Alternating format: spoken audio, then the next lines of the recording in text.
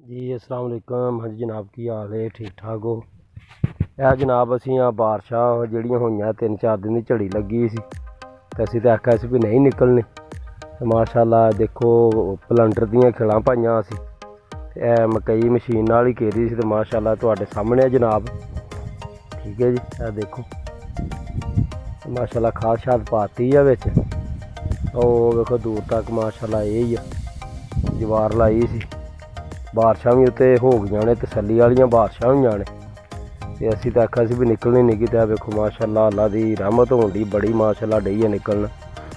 ते बाकी जो करदा मालक बेहतरी करदा इंशाअल्लाह। खाद शाद भी सुट्टी सी नाइट्रोफास ते ए नाल ही माशाअल्लाह देखो ए पंगार जारी है। ए देखो नाल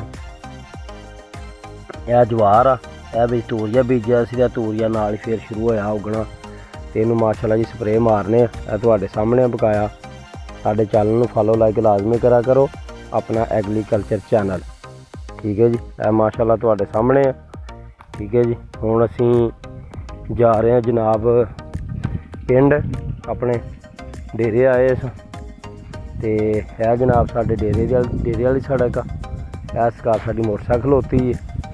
ठीक है जी, हुण असीं अल्लाह खैर रखे ते पिंड चले हैं जनाब। ठीक है जी, कि यह साढ़े पिंड छुड़ के जाती। अल्लाह हाफिज़।